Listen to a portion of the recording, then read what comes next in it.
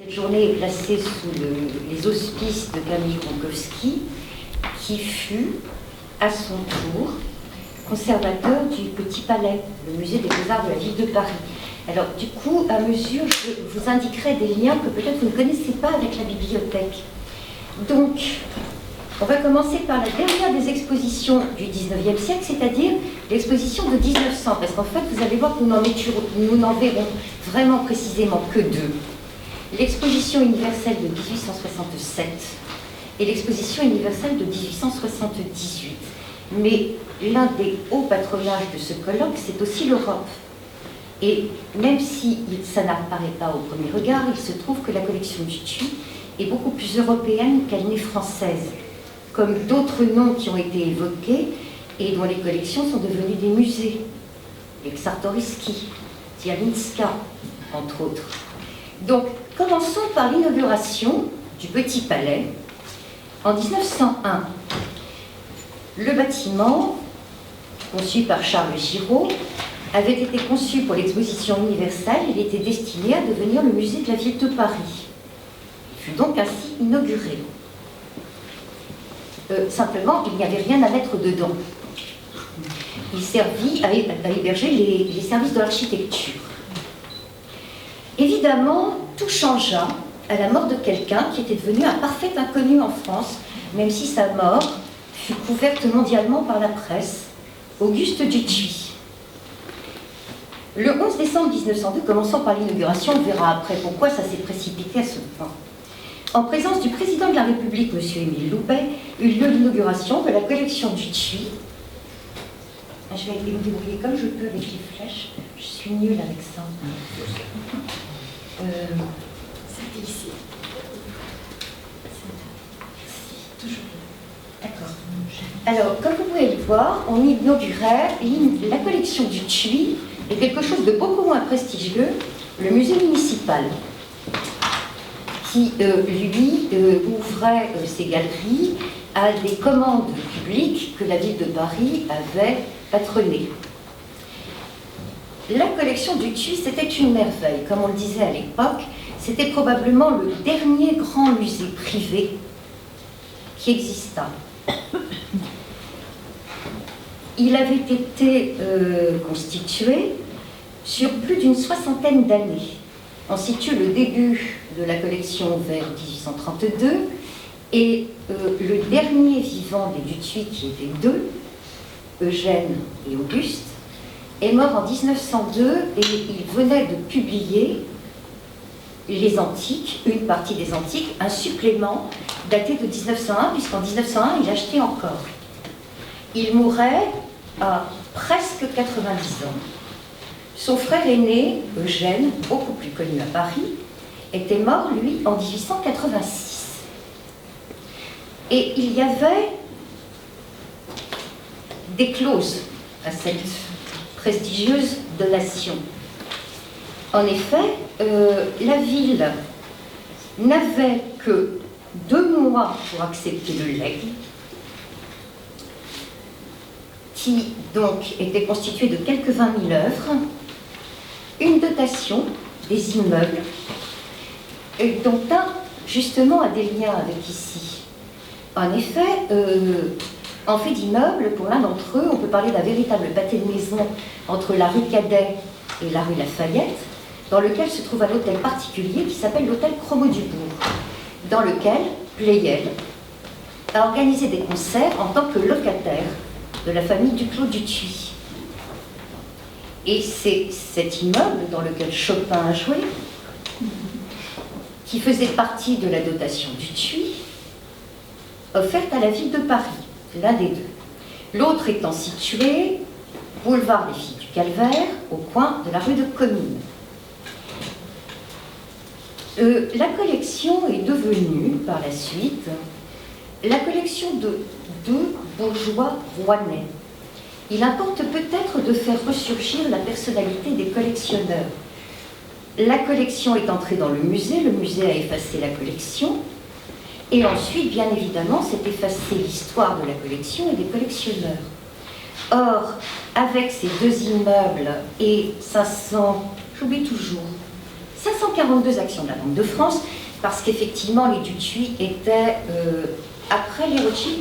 Comme on disait à l'époque, si le père Dutuit n'avait pas divisé les actions qu'il possédait entre ses 3 enfants, il avait une fille aussi, qui a hérité du même nombre d'actions que ses frères, ce qui était assez curieux pour l'époque.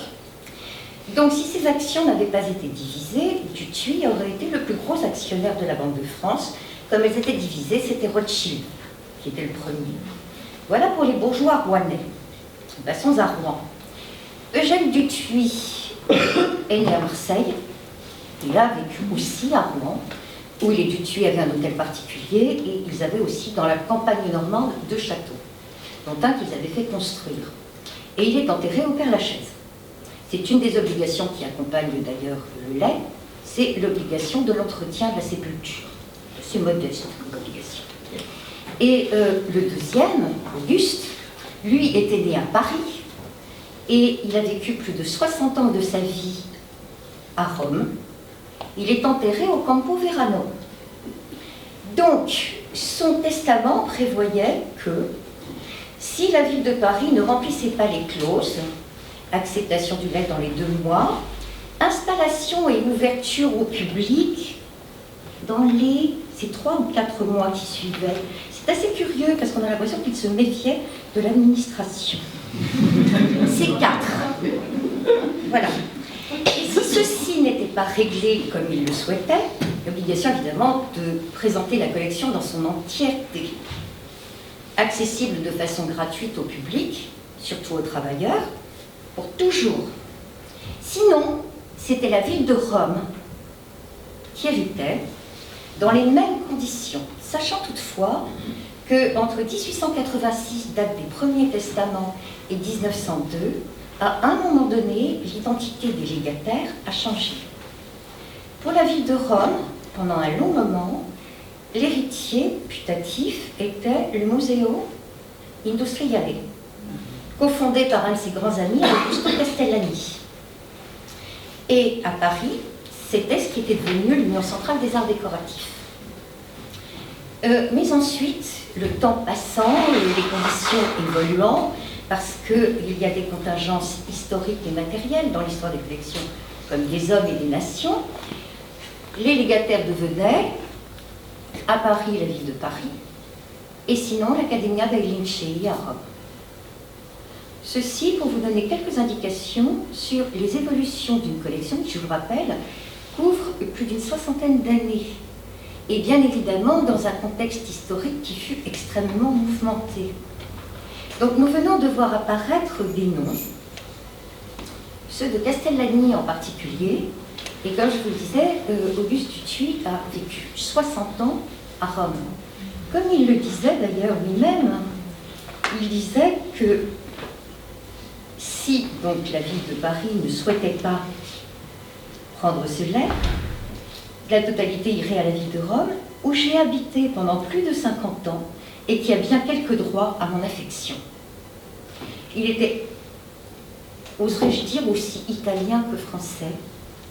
Et quand j'ai commencé à étudier la collection, parce que bien évidemment, il y avait cette superbe dotation pour accroître et entretenir la collection. Alors, pour faire des acquisitions, il est quand même nécessaire de comprendre l'esprit d'une collection. Sur 20 000 œuvres, personnellement, je ne m'occupe. Bon, je vais essayer de m'habituer aux flèches. C'est bon. Alors ça, c'est le buste horrible que la ville de Paris a fait faire de Eugène Dutuit. Hommage. Il est très très laid, j'ai du mal de trouver un cliché à peu près convenable. L'autre est beaucoup plus jaune. Le sculpteur est absolument merveilleux, Fix Massot. Et de Auguste Dutuit, voici la photo qui est parue dans le journal en 1902. Alors, il faut dire que cette collection a été mondialement connue. Et la mort d'Auguste Dutuit a été mondialement annoncée. Quand on dit mondialement, ça couvre également les États-Unis. Tous deux étaient grands voyageurs, les Rouennais. Ils connaissaient l'Angleterre, la Russie, les États-Unis, l'Italie évidemment, la Hollande et l'Angleterre. J'ai déjà dit ça. Étant donné que leurs affaires couvraient ces pays-là, mais aussi leurs relations.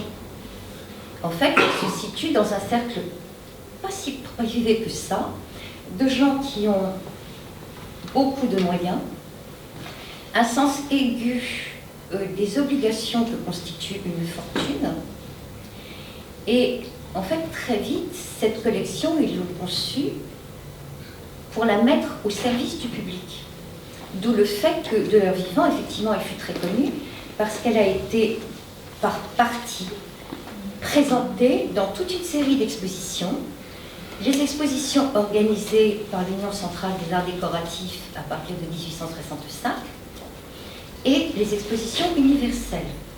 On peut rajouter pour certaines des expositions en Angleterre, puisque Eugène Dutuit appartenait au club Burlington, au même titre que des gens comme d'Azeglio. Leur relation de collectionneurs les amenait à fréquenter énormément de gens, à voyager beaucoup, à rencontrer des gens qui avaient les mêmes intérêts de collection qu'eux. Alors, il se trouve que, m'occupant plus particulièrement des antiques dans une collection qui va de l'Antiquité jusqu'au XIXe siècle, et qui couvre en gravure tout l'œuvre gravée de Dürer, de Rembrandt, entre autres, Raimondi également, et d'autres, peinture, le cabinet est plus modeste, mais vous verrez qu'il n'est pas si mal. En fait, pour comprendre cette collection, au bout d'un quart de siècle, j'en suis arrivée à cette conclusion. Il fallait que je la replace dans le siècle. En fait, nous sommes dans un siècle qui a été marqué par l'éveil des nationalismes, avant de l'être par l'avènement de l'ère industrielle. L'Europe est en pleine mutation, et il se trouve qu'elle a été morcelée à plusieurs reprises. Quand on étudie l'Antiquité, on se penche sur le problème italien, et quand on voit que les collectionneurs ont une place très intéressante entre les relations de la France et de l'Italie, on se pose quelques questions parce qu'il y a le problème de Rome, de la référence antique qui existe particulièrement dans ce domaine-là. Mais on va voir qu'en fait les applications sont multiples, il y a des pistes à explorer pour d'autres domaines de ces collectionneurs dont les collections couvrent des départements multiples. En France, nous avons cette magnifique fête, je vous ai trouvé une superbe gravure. Vous allez adorer les dromadaires. C'est, s'il y a des Italiens, je sais qu'il y en a, ça leur fera moins plaisir. C'est la fête de la liberté à Paris, le 27 juillet 1798.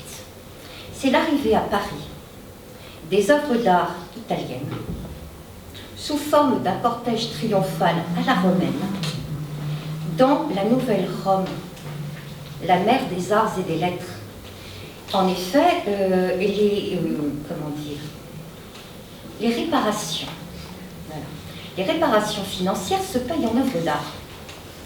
Résultat, je ne vous rappelle pas, c'est inutile, vous le savez tous, que l'Italie, comme disait si bien Metternich quelques années plus tard, en 1814, au Congrès de Vienne, n'est qu'une expression géographique et pas autre chose. En effet, depuis l'éclatement de l'Empire romain antique, ce sont des cités-États qui n'ont pas d'histoire commune. Chacune a la sienne. En revanche, la Révolution française est un vrai problème. Elle a jeté des idées, intéressantes dans l'esprit de ce qui va s'avérer être des nations. Liberté, égalité, droit des peuples à disposer d'eux-mêmes, identité nationale et culturelle, patrimoine. Parce qu'à partir du moment où vous enlevez quelque chose à quelqu'un, il se rend compte que ça lui manque. Quand elles repartent en 1815, on a failli les garder, mais avec les 100 jours et Waterloo, il a fallu tout rendre. Donc, en France, on se sent pauvre. En Italie, on a récupéré le patrimoine. Mais nous avons également perdu entre-temps l'Empire, et la famille Bonaparte trouve un accueil généreux en Italie. Ici, vous avez Lucien Bonaparte, prince de Camino, que nous, antiquisants et non pas anticomanes, nous aimons profondément pour ses fouilles à Voulichy. Ça lui a permis de vivre mieux. En effet, le produit de ces fouilles est passé dans les collections. On a un certain nombre, dans la première moitié du 19e, de collectionneurs un peu d'industrie. Il y a aussi le chevalier Durand, qui va vendre une première partie de sa collection au musée royal, ce qui bouche un peu les trous au Louvre. Mais ce qui nous intéresse plus particulièrement, c'est la deuxième moitié du XIXe siècle. Sous vos yeux, Fortunato Pio Castellani, de qui on connaît beaucoup mieux les bijoux depuis quelques années. Mais il est beaucoup plus intéressant que cela. En effet, ce redécouvreur de l'or antique, qui fait, dans la première partie du XIXe, une merveilleuse communication à l'Accademia dei Lincei précisément, où on n'entre pas comme cela,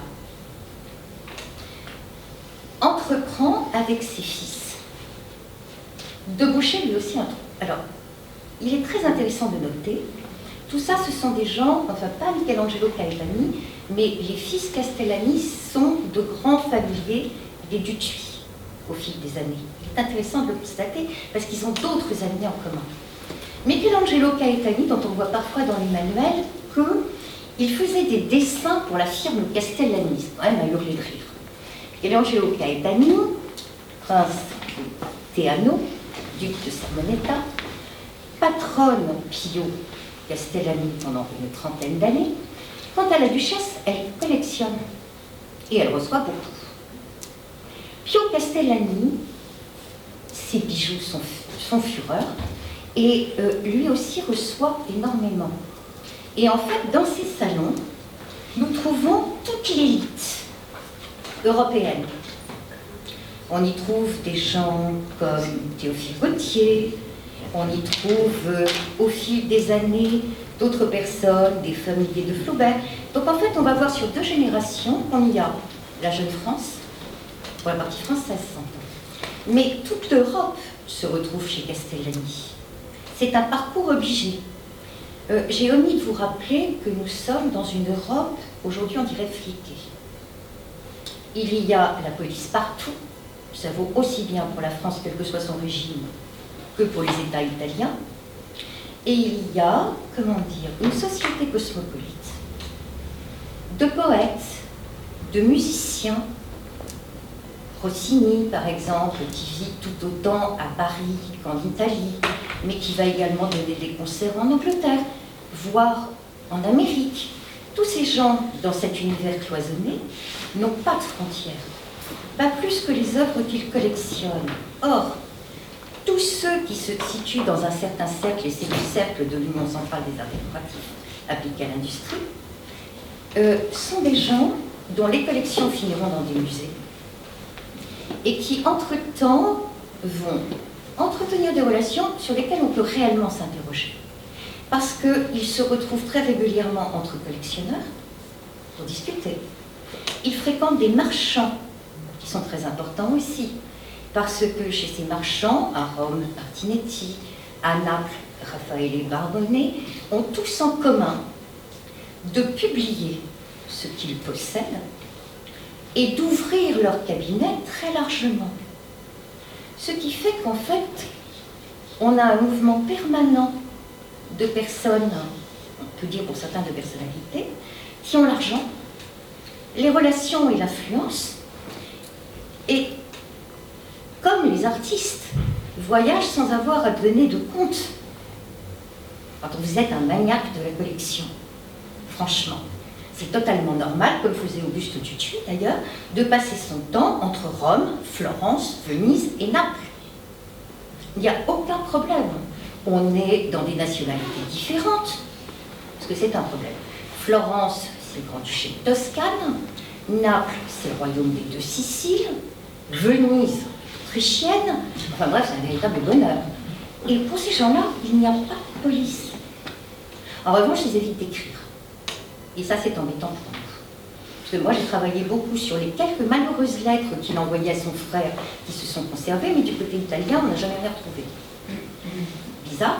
Et on sait par des souvenirs de voyage de Louis Collet, par exemple, qui est passé à un moment donné au Palazzo Castellani en pleine effervescence à Rome. Je crois qu'il y avait des problèmes entre les troupes pontificales, les Français, c'est-à-dire l'armée française qui était là, et les Italiens, et elle apportait du courrier de Paris.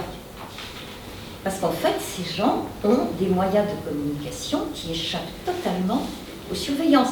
Alors, comment je suis arrivée là? Regardez Michelangelo Caetani. On va faire ça très brièvement parce que sinon vous n'en sortirez pas et vous m'en voudrez. Michelangelo Caetani, donc l'heureux patron, on peut dire, des Castellani. Nous avons les deux fils, Alessandro Castellani. À partir de 1860, il ne vit plus à Rome, il a choisi. Auparavant, les deux frères avaient fait le coup de feu ensemble du temps de Mazzini, 1848. Giuseppe Mazzini, qui appelait de ses voeux la Tertia Italia.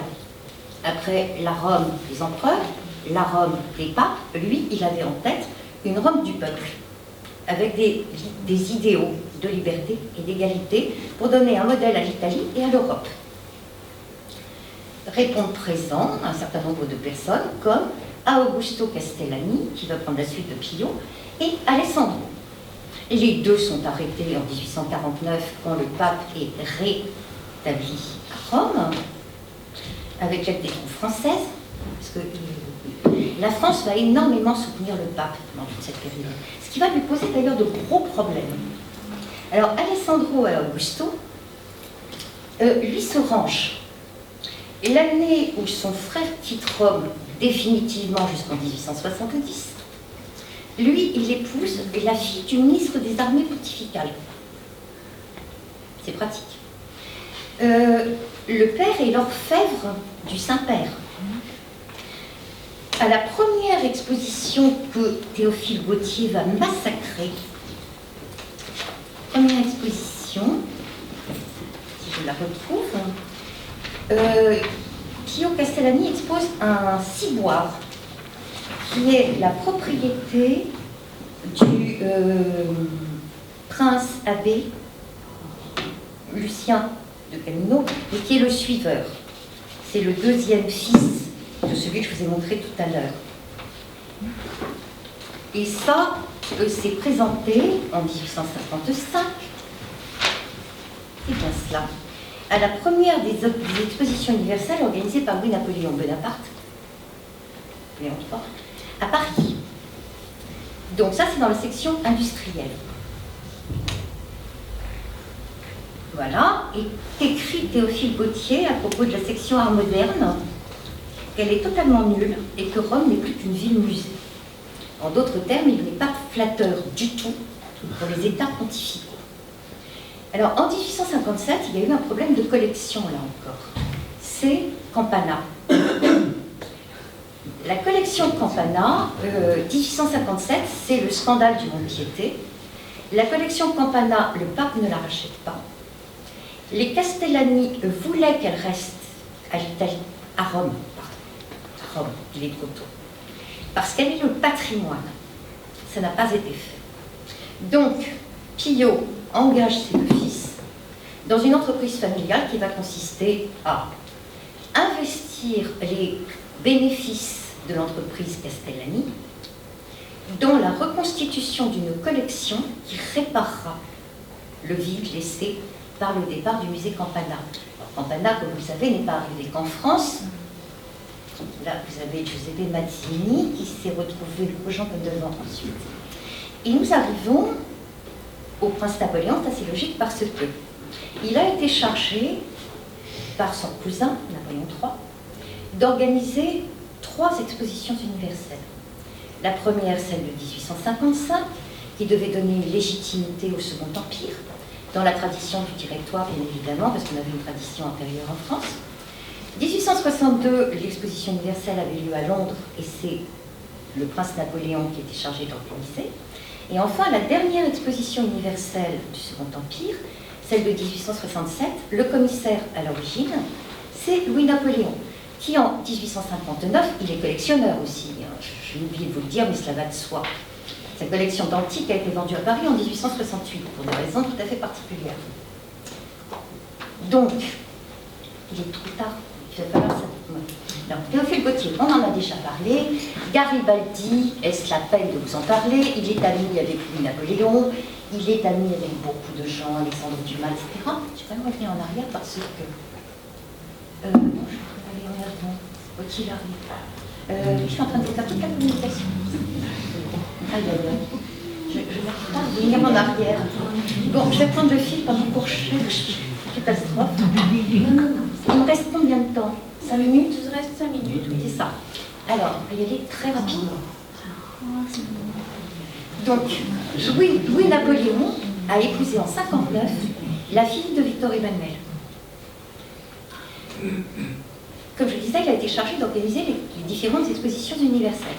Et il collectionne l'antique. Sauf que, alors ça, on va passer très vite, c'est très intéressant, et malheureusement, ce sont les deux épées que Victor Emmanuel II et Napoléon III avaient reçues de la part de la ville de Rome, exécutées par Pio Castellani, orfèvre de sa sainteté, sur les dessins du duc de Sermoneta, pour les remercier de la victoire de Sophie de Neau sur les Autrichiens. À l'époque, les relations entre la maison de Savoie et l'empereur sont plutôt bonnes. 1859, le prince Napoléon, qui a 21 ans de plus que Clotilde de Savoie, il n'est pas du tout pieux, donc il épouse Clotilde qui n'a pas 19 ans, qui est extrêmement pieuse et retirée. C'est un mariage qui va merveilleusement fonctionner. Palais de l'Industrie, exposition en 1865, je crois que je vais être obligée de saboter tout. Mais le propos était trop vaste. 1865, vous allez voir que l'Antiquité s'est véritablement ressentie d'une manière très particulière. Et là, je vous ai trouvé une superbe citation d'un journal très progressiste qui est Le Siècle. Voilà. Voilà comment s'est perçu le musée rétrospectif de 1865. Si l'on voulait se convaincre de cette vérité que la prééminence artistique d'un peuple lui assurera toujours la supériorité dans les industries de luxe, il suffirait de jeter un coup d'œil sur l'exposition ouverte en ce moment au Palais des Champs-Élysées. Alors, chose étrange, à partir du XVIe siècle, la tradition de l'art industriel se maintient chez nous sans interruption, capricieuse et brillante sous les derniers Valois, mariant avec une étonnante richesse de décor les fantaisies gothiques au souvenir de l'Antiquité, fastueuse sous Louis XIV, galante, maniérée, précieuse jusqu'à la fêterie jusqu'au moins Louis XV, elle suit pas à pas dans leurs évolutions la littérature, la peinture et la sculpture, et s'inspirant de leurs œuvres est encore originale et féconde jusqu'à sa dernière décadence. Puis le vide se fait brusquement et dans l'histoire de l'industrie nationale apparaît une lacune d'au moins 40 ans. C'est l'époque où trônait à l'Institut le genre pseudo-classique, où l'alexandrin foisonnait au théâtre français, où Paris, Sector, Romulus, Statius et Vola encombraient de leurs javelots, de leurs casques à crinière et de leurs trophées les avenues de l'art et de la littérature. Enfin, où nos fabricants exhumaient toute la friperie des temps héroïques. C'est ce qu'on appelle le style empire. Ce que nous avons fait accepter pendant ce temps à l'Europe de meubles bizarres, de modes ridicules, de carton-pâte, d'estampages, d'oripeaux de toutes sortes, est inouï. Mais on se lasse de tout. Je vous fais grâce aux lecteurs. Alors là, parmi les exposants, vous avez Czartoryski, Zialinska, les Rothschild, les Dutuy.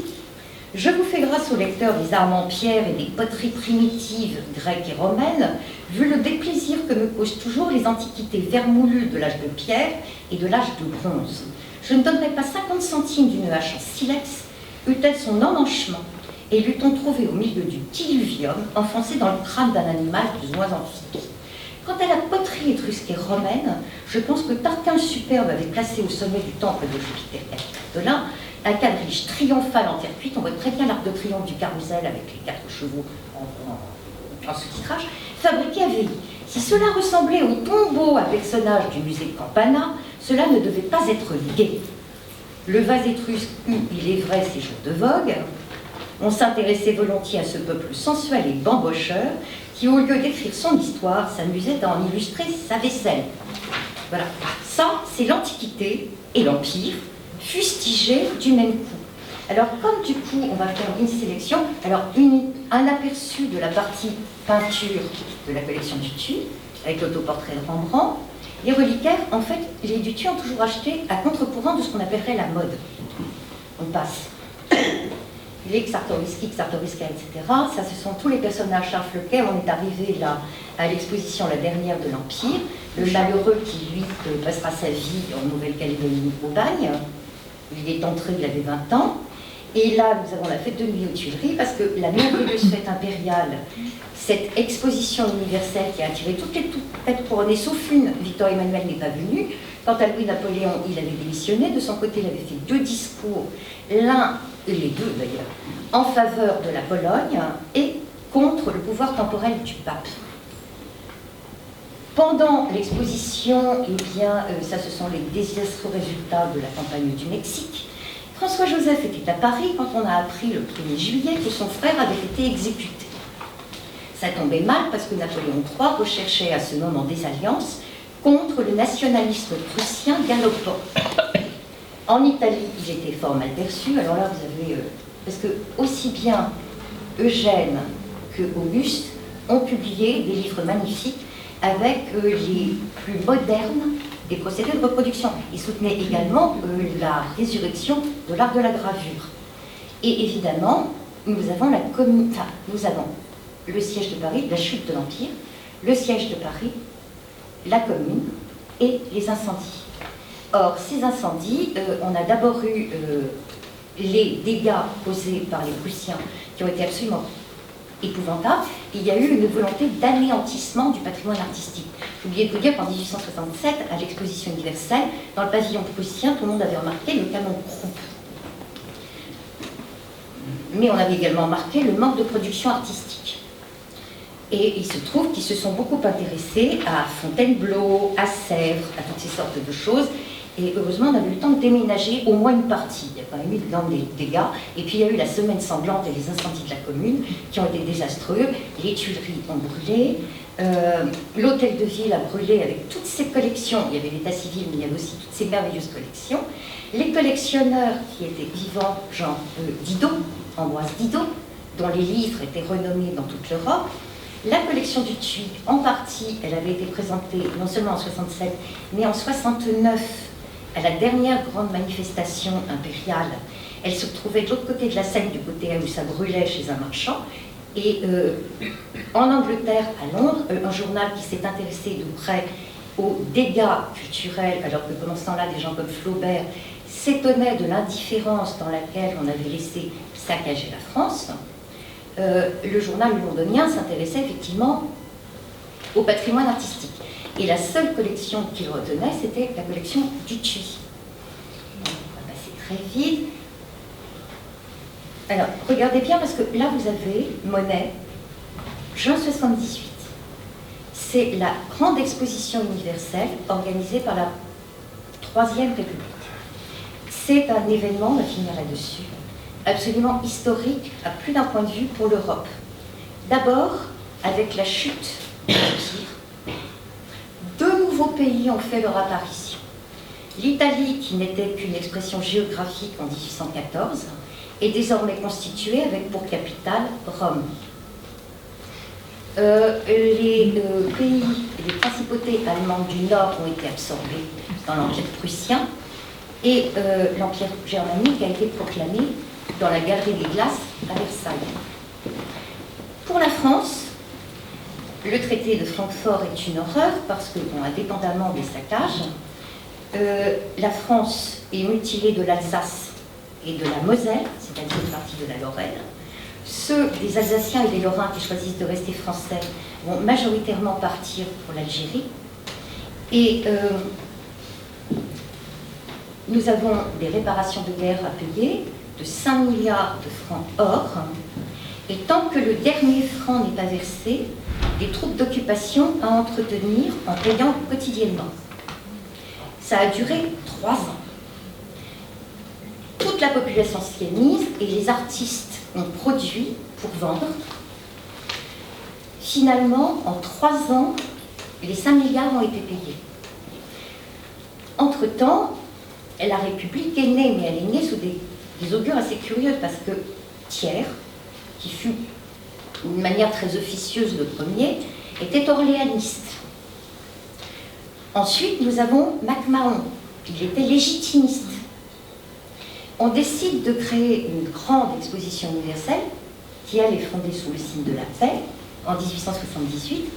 Et là, c'est le 2e triomphe des Républicains aux élections, après une dissolution de la Chambre par MacMahon, qui a tenté un coup de force. Et les élections ont redonné le pouvoir aux républicains. Donc, pour nous, en France, dorénavant, ce sera la République. Il y aura des vicissitudes par la suite, mais cette République qui est née dans les convulsions au XVIIIe siècle, elle est instituée, pas tout à fait un siècle après.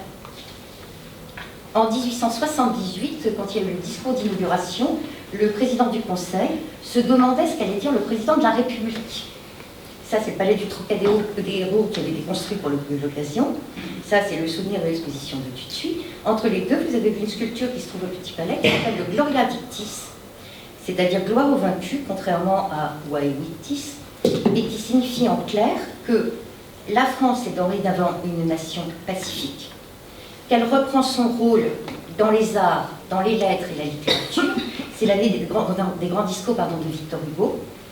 Et ce qui est fascinant, aussi bien du côté italien que du côté français, mais il faudrait regarder ce que ça donne du côté polonais, c'est que en 67, je finis là-dessus, en 67, il y avait, les exposants se faisaient par nation. En 67, on a les États pontificaux qui exposent 44 numéros et un secteur italien brillant qui n'est alimenté que par des marchands et des collectionneurs.